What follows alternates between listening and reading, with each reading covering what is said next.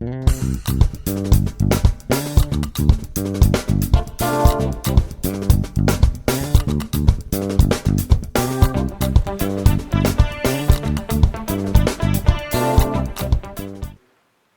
le Président, Monsieur le Ministre, Monsieur l'Ambassadeur, chers confrères ministres, Monsieur le Directeur général adjoint de l'AFD, Mesdames et Messieurs, c'est vraiment un grand privilège pour moi et un grand honneur de pouvoir représenter mon pays aujourd'hui pour la signature de ces deux conventions que Monsieur le Ministre venait de présenter tout à l'heure. Elle arrive à un moment très significatif pour notre pays. Comme vous le savez, Madagascar a traversé depuis 2009 une crise politique qui commence heureusement à connaître un dénouement positif.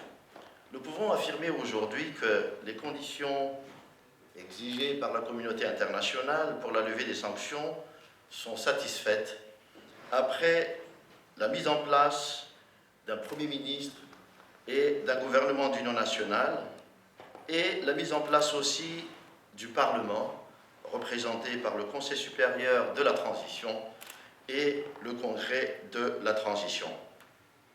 La volonté pour sortir de cette crise, nous l'avons toujours cherchée, car nous sommes conscients que son impact sur la population est vraiment insoutenable. Sachant que le risque d'implosion sociale est grand, je voudrais vous dire que nous étions obligés de subventionner, par exemple, les opérateurs pétroliers pour maintenir les prix du carburant à la pompe à un niveau supportable.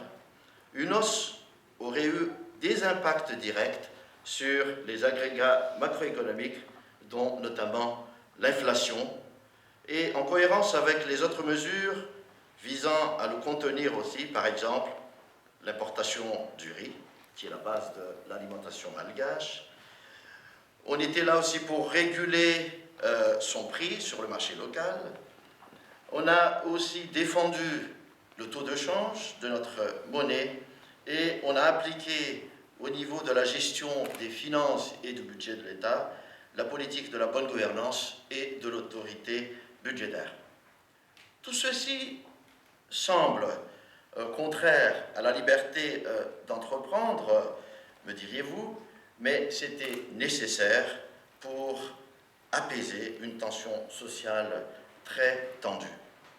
Donc nous osons dire aujourd'hui que nous avions pu traverser ces longues années, ces longs mois de cauchemar, mais grâce à un pays ami qu'est la France. Le peuple malgache et son gouvernement ont pu apprécier à leur juste valeur la disponibilité de la France et son aide au développement pendant cette dure période.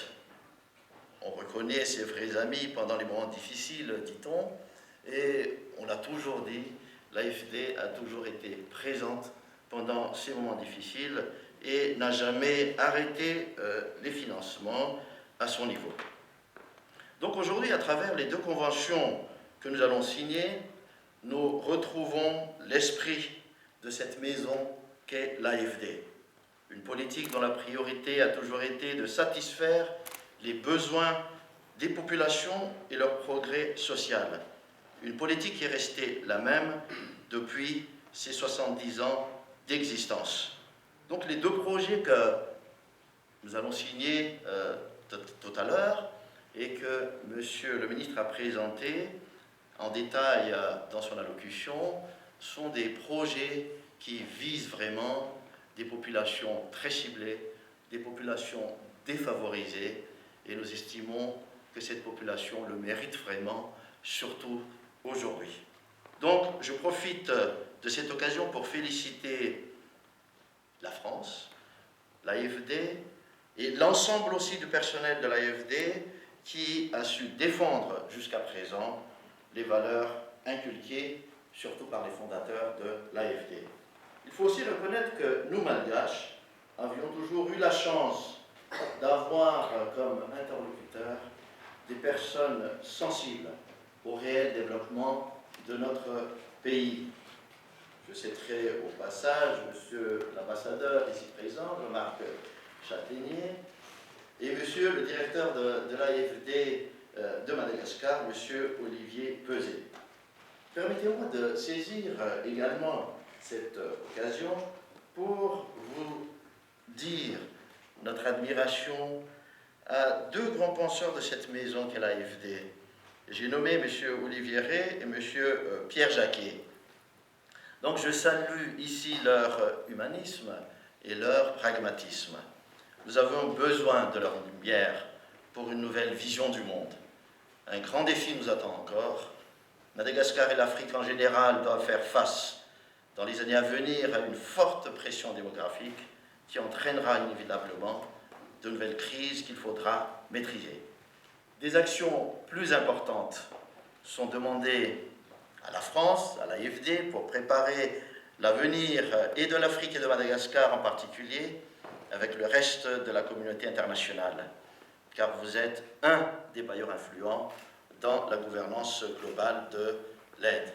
Nous sommes très heureux, Monsieur le ministre, d'entendre dans votre discours que tout est en marche vers un avenir radieux, que des projets sont là, ils seront concrétisés, et ce sont des projets aujourd'hui qui vont directement vers l'intérêt de la population. Donc, merci, mesdames et messieurs.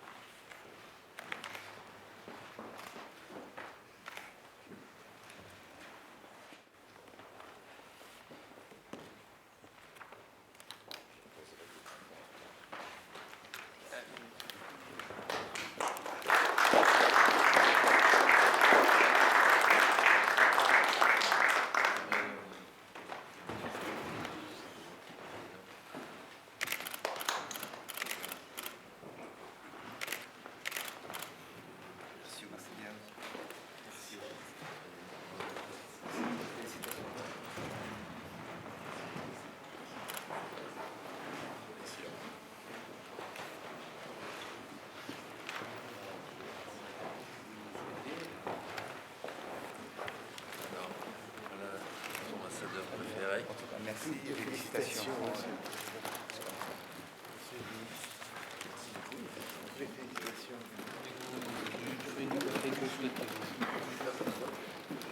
Voilà, maintenant, avec notre pays.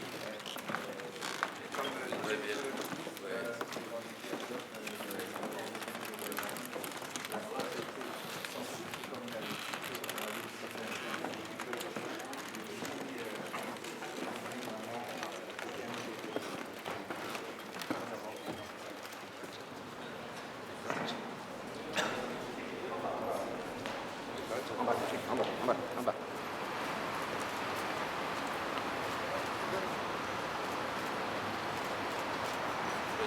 Merci bien.